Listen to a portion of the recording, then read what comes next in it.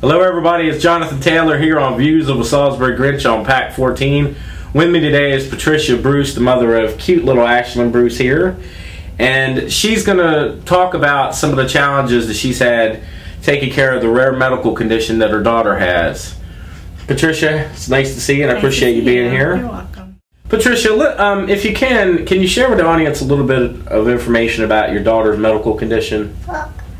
She has what's called diamond black vein anemia. About 600 to 700 people in the world have it.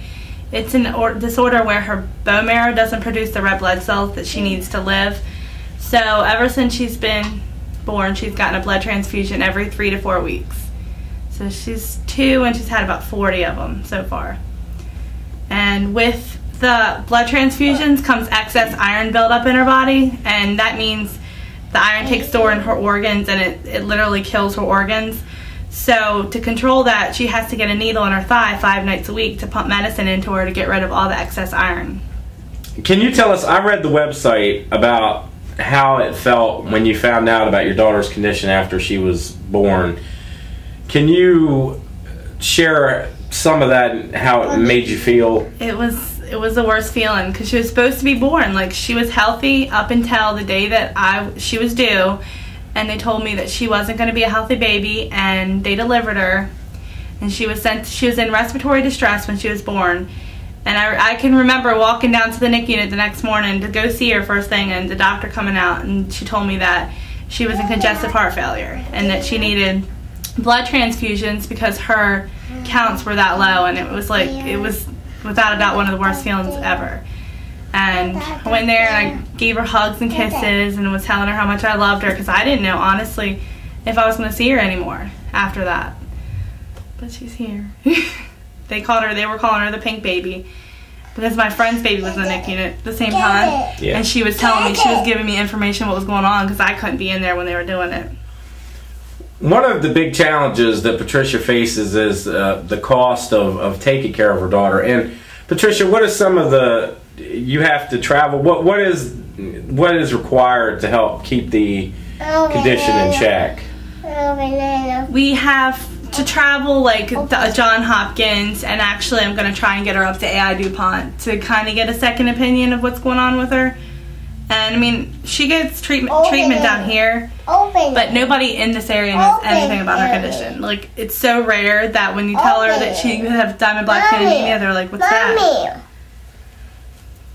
They're like, what's that? And, I mean, it does get calls to go up there and stay up at Hopkins, because typically we go up there for a couple nights, and we stay at the Ronald McDonald House, but it still costs to stay up there. Yeah. And then gas, and it gets expensive.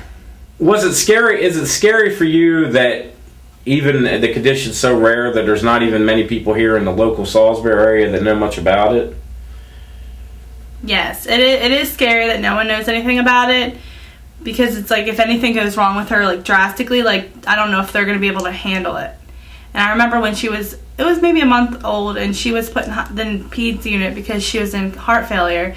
And the doctor told me the couple days before, if anything happened to her, I had to take her to the Johns Hopkins emergency room. And I was like panicking because that's a long way, and I would never be able to mentally make it up there. Yeah. Driving with my baby if anything was wrong with her. It is. I mean, it's just scary because you don't know what's going to happen. I mean, anything could happen. It's unpredictable. They call it the silent monster. Are you getting support locally from any organizations or businesses to help you out at the present time? No. I have a good support system with my family and my friends, and the nurses in this area, like at Salisbury, they're really, really amazing nurses around here. They honestly are. They've learned how to handle Ashlynn since day one. I mean, I guess they are not too keen on like the diamond black vein anemia, but they know Ashlynn and they know how to handle her, and they're used to her. But yeah, my family and my friends, and like I said, the nurses around this area, they all love Ashlynn. Being that the disease is so rare, have you met other mothers that have children with the same illness? I've actually met a lot of people through Yahoo groups, and Facebook actually has a lot of people on there that I stay contacted with that have children with it, or like adults that have it. We met a family up at Hopkins one day when we were up there, and it was a little girl. She's 7 days older than Ashlynn, and she wasn't diagnosed until she was about 6 months with it. So I mean, we've met people, and like I said, through Facebook and Yahoo groups, met a lot of families, and stayed in contact with them, and try and compare situations. Yeah. Speaking of some of the challenges that you face, you were talking about having to give her needles.